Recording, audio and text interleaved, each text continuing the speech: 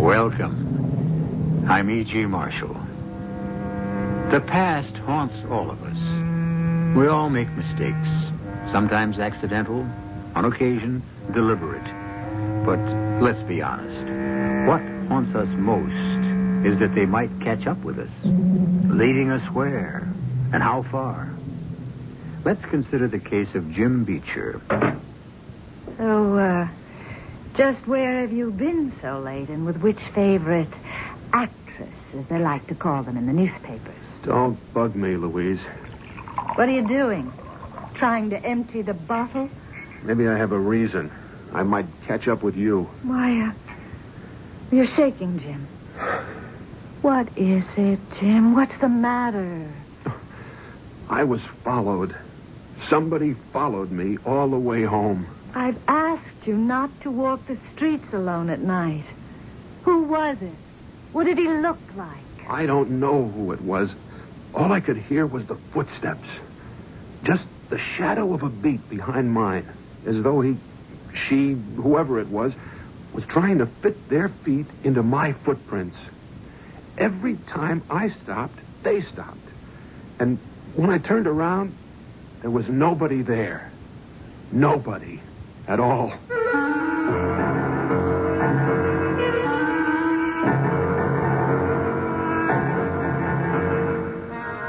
Our mystery drama, The Follower, was written especially for the Mystery Theater by Ian Martin and stars Jerry Orbach. No terror is so heart-stopping, so breathtaking as the terror of the unknown. Facing it is bad enough, but to have it remain constantly behind you is the very essence of fright.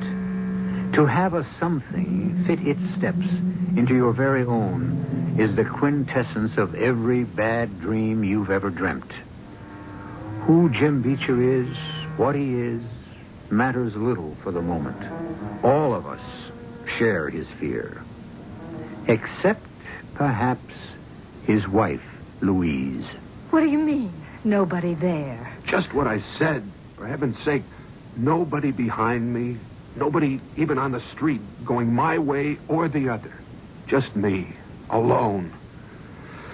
And the sound of those damnable footsteps. If I were you, I'd lay off the drinking. There's where your footsteps came from. And if I were you, I wouldn't bring up the subject of drinking. Well, what else do you leave me to do? You're never home. I live here like a hermit. It's my job. I'm an agent. 24 hours a day, I gotta shepherd a bunch of half-baked egos that are busy making me a millionaire. We don't need the money, Jim. I have plenty. You should know it's the reason you married me. Come on, baby. You know better than that. I could have had my pick. You know that. Yeah, I know every piece of cake in the business. But you chose me. Hey, let's not get into that, Brannigan, again. If you can't get the notion out of your head that I'm constantly cheating on you, what you need is a shrink. After tonight and the way you're acting, I think the shoe's on the other foot. What's that mean? Well, you must have a guilty conscience. About what? You pin it down. I don't know what you're talking about. I am talking about the wee folk. What? The knobblocks, the leprechauns, and the slimy things that go bump in the night. You're drunk again. Why don't you go to bed? And I'm not drunk enough to sleep yet. Why don't you? I don't feel like going to bed. I can just bet not. It might just sneak in behind you right under the sheets. What? You know, the follower. Whoever's dogging your footsteps, your invisible shadow. Knock it off. What happened to me tonight was no joke. What happens to me every night is no joke either. So don't ask me to be sorry. I just ask you one thing, Jim. So ask. Go see a psychiatrist. He might be able to clear this up for you. He might be able to clear up a lot of things. That sounds more like a threat than a request. Maybe. I love you, Jim. But I'm awful close to the end of my rope. You have so many enemies. I'm one of the few who still isn't. But if I walk out on you, it'll be what's ahead of you that'll be your real problem. Not what you think is following you.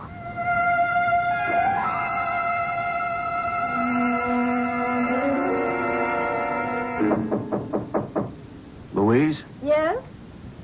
I come in? Of course, it isn't locked.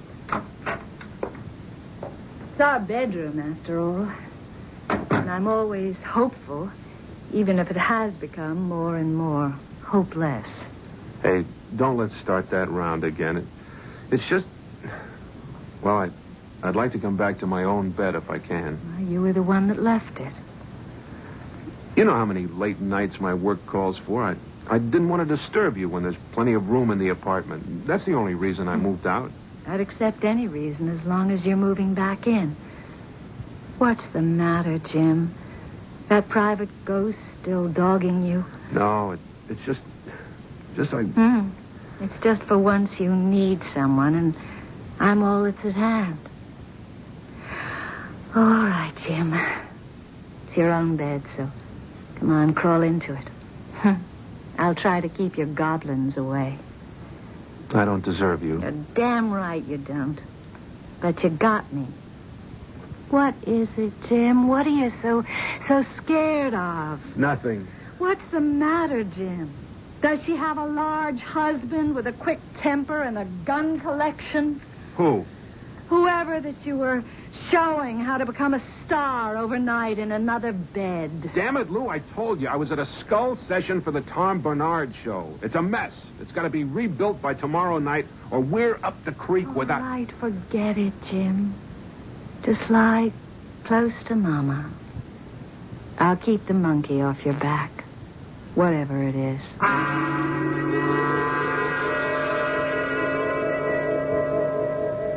Hey, don't give me any of that jive, Bessie. You're on the stuff again. That's why you didn't show.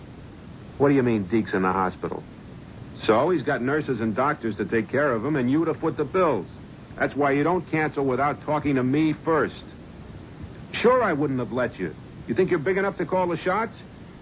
Okay, save me the sob story. You want to sing blues, sing them on the job. And you show up tonight at the club, or I'll bust you right out of show business. She loves that husband of hers, Jim. He pretty near croaked last night. You were pretty rough on her. The hell with that, Murray. She loused the agency up last night by not showing. I spent enough building up that crazy dame. She should slip me the double O by not showing for a date. Anyway, she's never going to make real big time. And I'm sorry now I signed her long term. So let her go. Not till I make my dough back out of her. And a profit. Then I'll drop her so hard she'll bounce higher than the Statue of Liberty. You know, you're a first-class rat. It's what makes me a success. And you, Murray, don't ever forget it. So, let's see what else is new and ulcer making. Don't go looking for trouble. Everything else is smooth as glass. What about the short fuses? The Astrodome met all our terms. Tickets are being printed already. The demand is sensational. Rock stars. Once I dreamed of better things. It's where the money is. What's better? I wanted to find and develop a Helen Hayes, a Carol Channing, a Sarah Bernhardt. Oh, that's running the gamut. But why? There's no big money in the theater. You know that. Big money I took care of right at the beginning. I married it. What I really wanted was fame. You got it. Nah, not this kind. I wanted class, Murray. Respect. Maybe even a kind of a place in history. In show business, I mean. Like Sol Hurok, David Belasco. Forget it, Jim. You're not the type. A thief you are. A thief you'll stay. Hey, I never stole a cent in my life. Not so you could get caught at it. But you wheel, you deal, you cut corners, and you don't give a damn for anyone but yourself. You're an operator. Best in the business. Isn't that enough? I don't let anybody talk to me like that. You already did. I ought to can you right now. The only friend you've got? Who would you have to talk to? Yeah. You'd probably walk right out of the agency and use all you know to cut my throat. Who needs to? Most of show business is trying to do that already. But you're too slick for him. Nobody, nothing can stop Jim Beecher. Come on.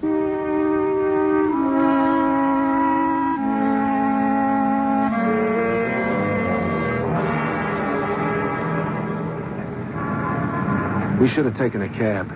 It's starting to snow. That's nothing. It's just like powder. It's only 6 blocks. A little air is good for you. What's the matter? You got a crick in your neck or something? Huh? Well, the way you keep moving your head to the side like that. Like you were looking over your shoulder. What's the matter? Murray, Are you sure there's nobody there? Well, just the cop standing on the corner on the next block. There is somebody there. Nah. Can't you hear them? No. Keep walking and listen. There. Don't you hear the footsteps? Just ours. No. I mean the ones behind mine. Just a split second after every step I take. Behind me. Following. You're nuts. Can't you hear them? There's nothing there. Nobody. Look. Come on, I'll prove it to you. Look back. You see, there's enough light snow on the ground so you can see our footsteps. 2 sets. That's all. Don't you see? That's why she, whatever it is so clever. It puts its feet right on top of mine. Every step I take. Jim, you're talking like a crazy man. Now, come on. I can't. I'm afraid it'll start following me We're again. only a block from the restaurant. What you need is a drink. Come on, let's go, Jim.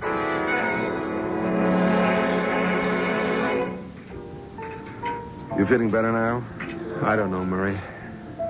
You feel like talking about it some more? Why not? That's all I think these days. You had this thing long? No, it started about a week ago. Right after I busted Jane Gould with that suit for a broken contract. The same day you sold the movie deal right out from under Lyle Green. What are you getting at? Nothing. Just, I don't know. Maybe it's some kind of conscience thing. Don't give me that. That Gould babe had it coming to her. It wasn't my fault. And after all the times Lyle fell on his face because he couldn't stay away from the bottle, why shouldn't I sell him short for once? Sure. No, it's pressure, that's all. Gets to all of us. Maybe you ought to try a shrink. The day you find me on a psychiatrist's couch. Come on, let's get the check and get me out of here. You better take a cab home. Don't worry. Door to door. Hey, waiter.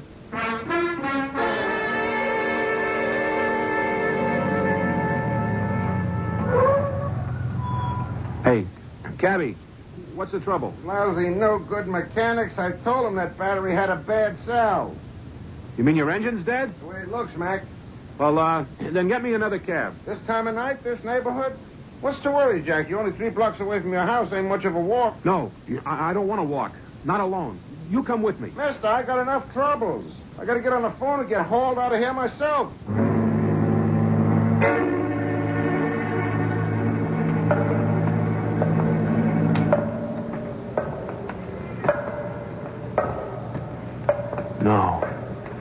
No. Just let me get home. Get home. Stay away from me. Leave me alone. What do you want? What do you want? Leave me alone. All right, if you won't. Who are you? Who are you? Jim, what is it? It's following me again. Jim, there's nobody there. You're home. You're safe.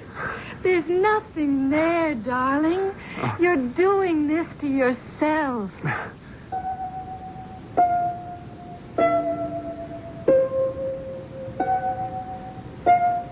A man, haunted by a ghost who sneaks his footprints into those of the man he follows. Not a very nice man, true, but the experience he is going through is thoroughly unnice also. Can he shake this specter from his heels, or is he doomed forever to be chased by some malignant fury created out of his past, or by some supernatural whim? We'll return to Jim Beecher shortly with Act 2. Quote from the Random House Dictionary: obsession, the domination of one's feelings or thoughts by a persistent idea, desire, or image. Certainly that describes Jim Beecher. But why the sudden obsession? It seems quite apparent that he is a heel. Why should conscience suddenly catch up with him? And which of the trail of human beings he has callously left broken and cast aside in his past should suddenly decide to catch up with him? Could it even perhaps be his own wife? What? Oh, no. Oh, no. Oh, stop it. What was that? Alarm? What time? Oh, the time doesn't matter. You need rest. Don't wake up, Jim. I'm awake now. Can't go back. Sleep. Of course you can. Here, darling. I'll hold you in my arms. Now, just relax. Damn it, Louise. Don't treat me like a baby. You're the only one I ever had. Hey, let's not sing that old song again. You and me, we just weren't made for kids. You. Speak for yourself, Jim. Okay. So I'm sorry if I cheated you out of something you wanted. But what kind of life could we have made with kids? What kind of life have we made without them? You know what I mean. I spend 24 hours a day half the time with all of them. All shapes and sizes. Aging beauty queens, half-baked guitar twangers, and worst of all, the overdeveloped brats you can't control without putting the screws on their parents to hack them into line. It's not much of a life, Jim. Why do you need it? What am I, love? Except what I make other people. It's what I need to live, to breathe. And all you ever needed from me was my money. 8 o'clock in the morning. Good time to be honest. All I needed was a start. The rest I could prove, and I have. Of course you have.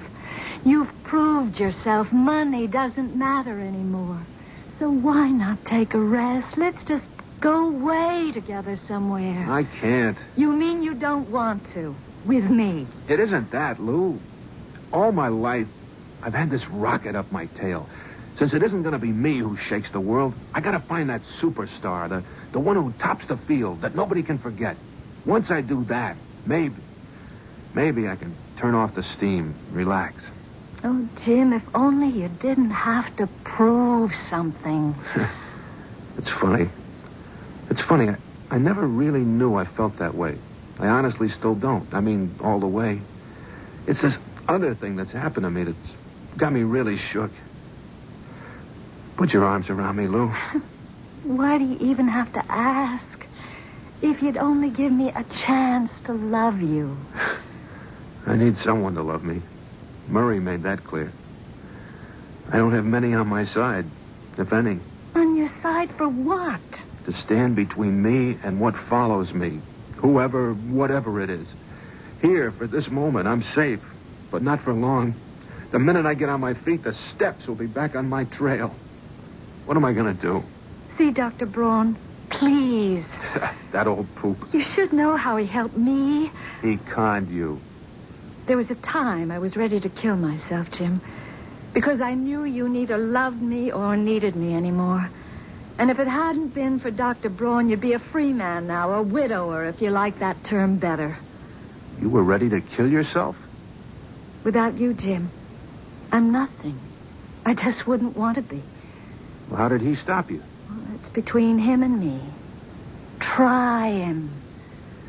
Maybe. The way it's going, I have nothing to lose. But what dogs my heels, I don't think any shrink is going to cure.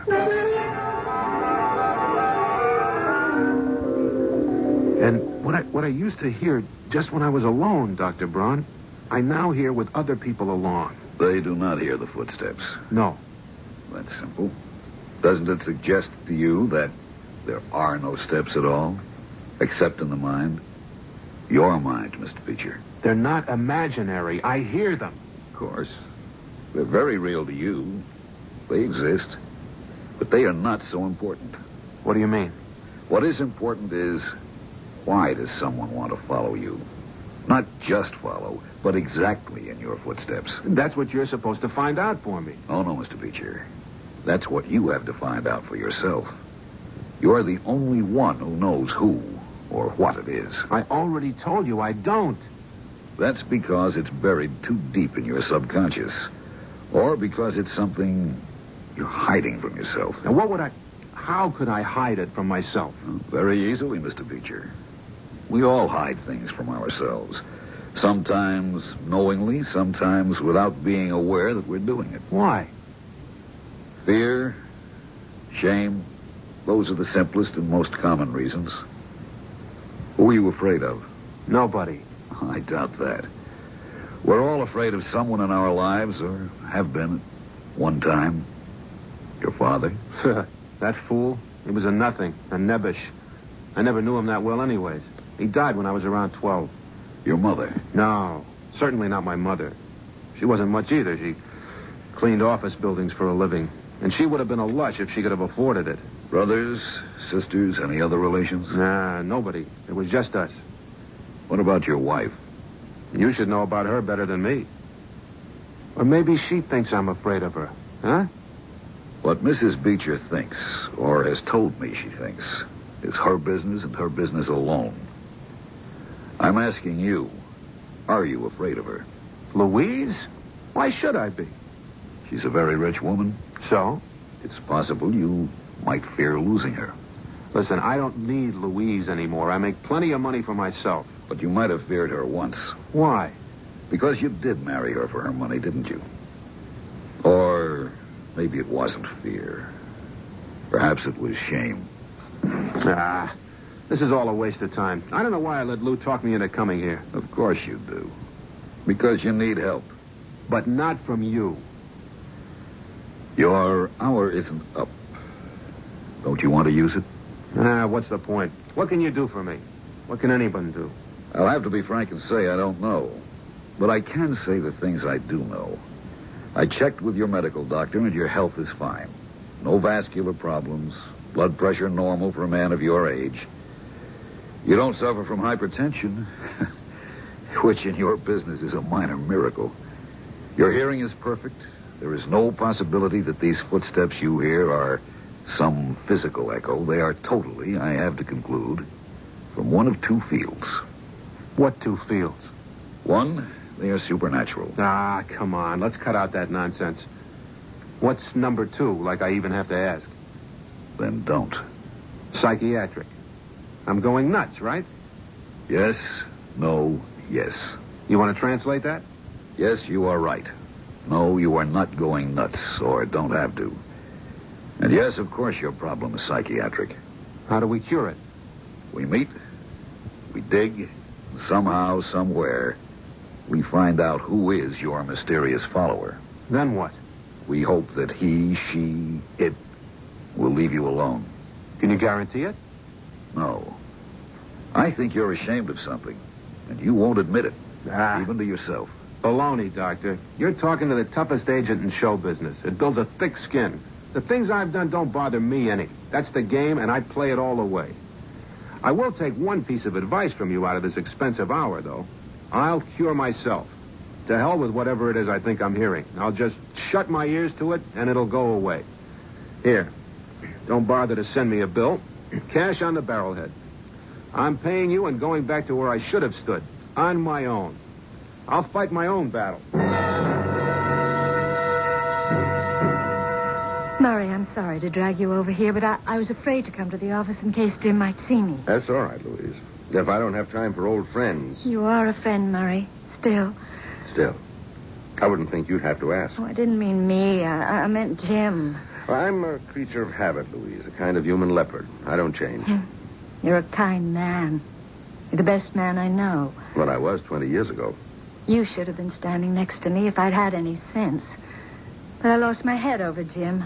I know the feeling. He was so handsome, so charming then. I'm sorry, Murray. I walked out on you. So am I. And you never married. I lost more than my head to you, Louise. There's never been anyone else for me. With Jim, almost since the beginning. It's always been everyone else but me. But you still love him. I love what he was, what he should have been, might have been. But I keep on hoping he still could be. Old habits die hard. I guess that's why I've stuck with him, too. And lately, I've had a crazy notion that he was... No, I don't know the word. Maybe softening up a bit. You noticed that, too. Then I wasn't wrong. Oh, damn, Murray. Why did this other awful thing turn up? I mean, what do you suppose it is? Search me. He's done something that went against his conscience, but what?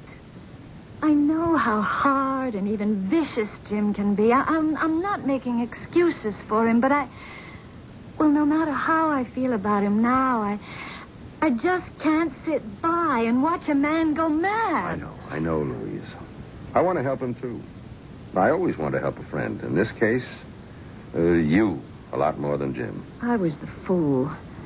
I shouldn't still be making you pay for it. But I can't turn my back on someone I've lived with 20 years. Only, see, he won't let me help. Will you try? If you asked me for the moon in a teacup, if I can reach Jim, I'll try. I'll try to find out what's got him by the throat.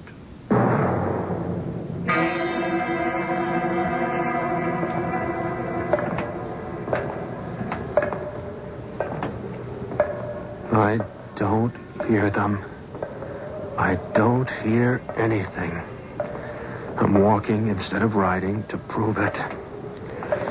These footsteps don't mean anything. They're just in my mind. A kind of echo. Don't turn around. Don't turn around. There's nothing there. You've looked before, and there's nothing. Nothing. Except I've got to. Just one look. Just one. Oh, Lord. No. There is something there. It's... Oh, God, forgive me. No. No. No. So the follower has become more than just the sound and feel of footsteps right on Jim Beecher's heels. It has become something to be seen. At least a shadow. But a shadow of what? Who? And if he is driven far enough, will he destroy it? Can he destroy it? I'll return shortly with Act 3. On a shadowed and deserted street, Jim Beecher has been unable to shut out the sound of whoever or whatever stalks him. And turning, has, for the first time, seen his pursuer.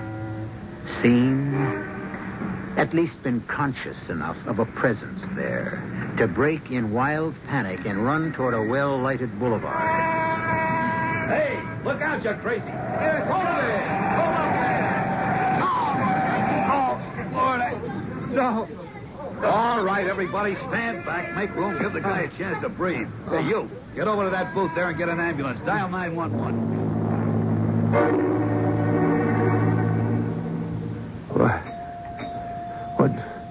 What's going on? Where am I? You're in a hospital, mister. You ran in front of a car. Am I hurt badly? I don't think so. You want me to call anyone? Yeah. Call Mr. Murray Schneider. His number is, let me think. His number is...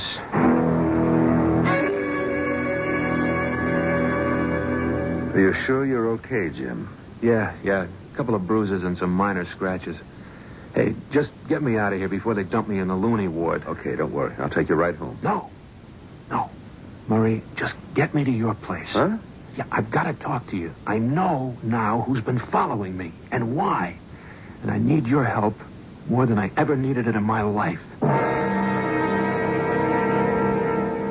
And there's nothing to worry about, Louise. I have him with me, just a few scratches and bruises. Why didn't you bring him home? He said he wanted to talk to me first. And he didn't even want to call me. But he says he knows who's been following him, or who he thinks is.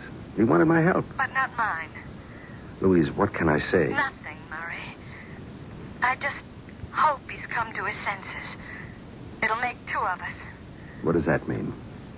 I want Jim to get well, to find himself again, to have no problems, because... Yes, what? Because I finally made up my mind. Jim and me. It's all finished. I just can't take him anymore.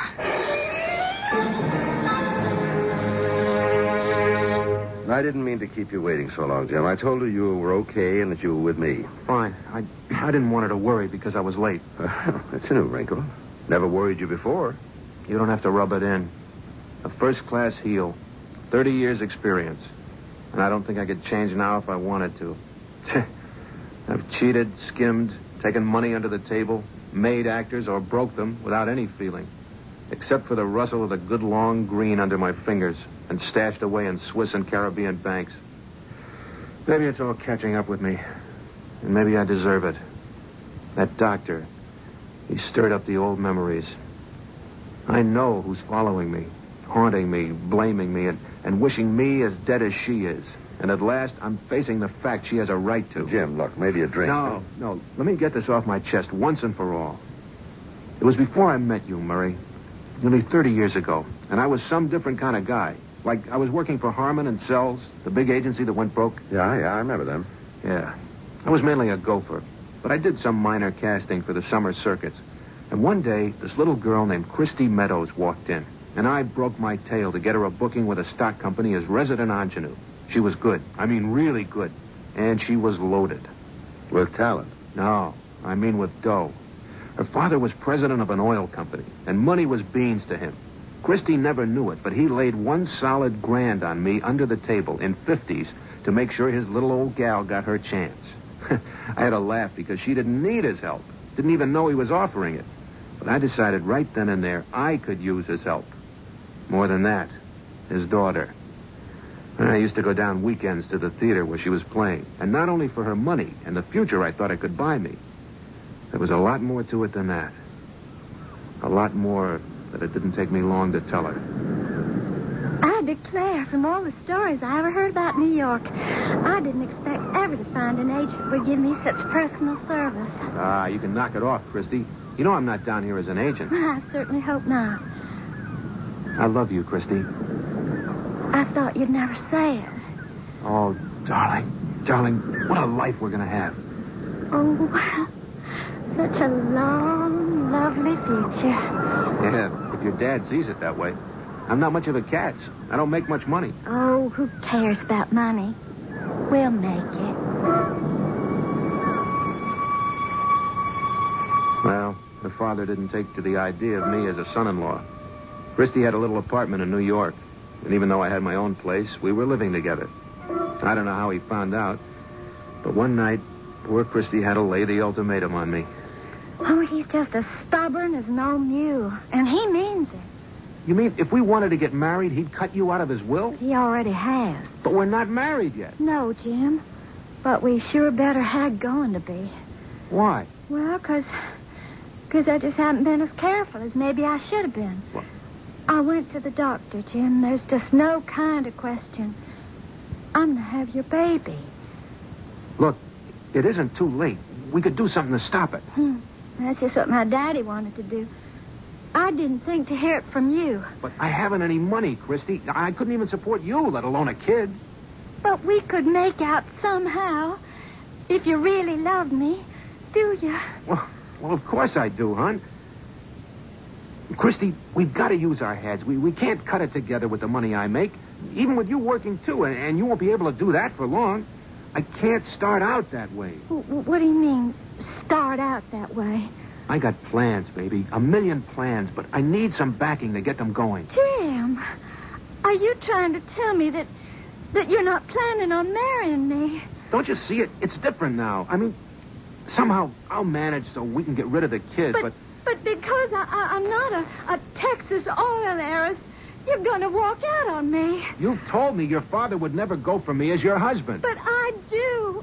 I love you, Jim. Don't you love me? Sure I do, Christie, but we got to be practical. Practical?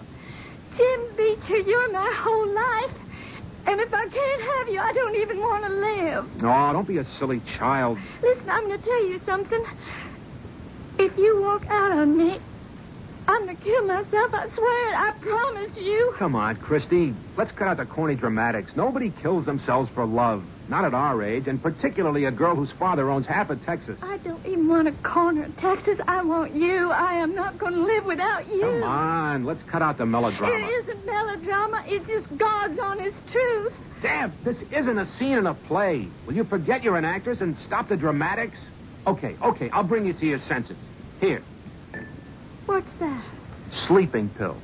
Enough to make you shuffle off the mortal coil. Just as effective as Juliet's fatal draft. What are you doing with those? Where'd you get... Yeah, the big boss has them in carloads. All the kooks we handle need uppers, downers, you name it. And we hand these out carefully. But just so you wake up and grow up, I'm leaving you enough to make the final exit. No. Jim, don't walk out on me. Look, I'm a working stiff. I'm this evening's gopher for one of our lousier comics who's making his big comeback, ha-ha, at some forgotten joint on the island. I'll be lucky if I get there in time to go for his first double martini of the evening. You can't leave me like this, Jim. We got to talk. No more talking. We're through, Christie. Best way is to break clean. You'll thank me for it someday. So long. But, what about these? The pills. Just to open your eyes to life the way it's lived. Don't worry, you'll end up flushing them down the toilet. Or one by one, they'll give you a month of nice, soothing sleep. I'll set you up with a doctor for the abortion and let you know where or when.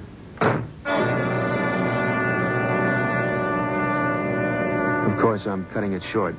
It didn't happen that fast or that simply. But I did leave the pills.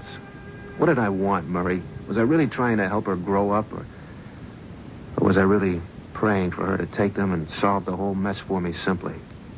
No way they could be traced. Everything tied up in a neat bundle and thrown out with the garbage. You want me to answer that question? Oh, it doesn't really matter anymore. She took the pills. Sure. So you as good as murdered that girl. Yeah. No wonder she's come back to haunt you. Well, she won't anymore. She's proved her point. She doesn't need to. Why? Because I finally know what a heel I am. And I'm through. Murray, I'm giving up the agency. I'm going to try to go back to what I was. Try to make it up to Louise. You're looking at a 10% louse who's looking for 100% religion.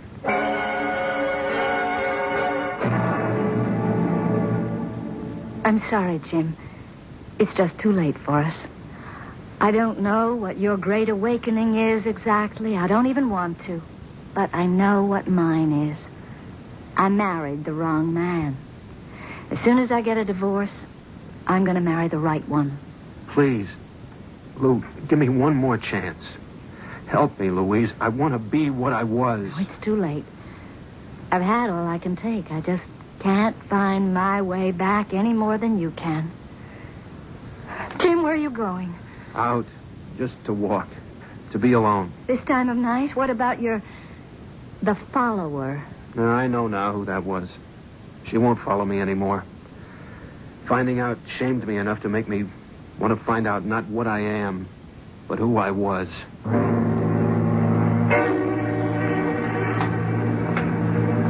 How did I throw it all away? Why? Or what? At least I know enough now, Christie, to say I'm sorry. To tell you how wrong I was. To thank you for not haunting me anymore with my footsteps. You're back. Why? Christie, what do you want now? Why are you still stalking me? Not Christie, Jim. She loved you too much to hurt or hate you. Then who? Stop. And turn around. But there's never anything to... Oh, dear God. It's you. Me. Just as I was 25 years ago. Why do you follow me? I didn't. Till you asked me to. Yeah, now I see it. I needed forgiveness. To wash out what I've been. To go back. Back to what I was when I was you. Is that what you want? Yes. Help me. Help me. You need no help. The choice is yours. If you want to be me again, you can make it this moment. I do. Then your wish is granted. Back to the moment when you turned your back on Christie. All right.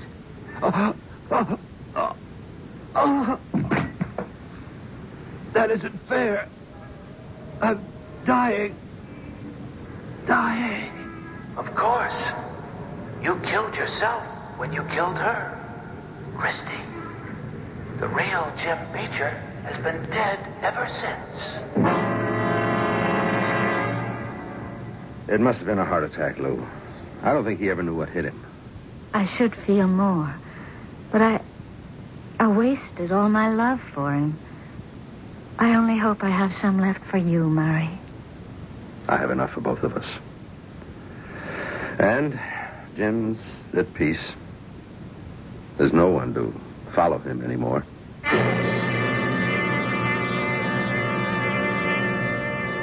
A fascinating story of a complete and absolute heel whose conscience caught up with him. Conscience, or was it retribution? You can decide that for yourselves. Just as you can decide whether or not the follower ever existed in anything but the echoing labyrinths of the mind. I'll be back shortly.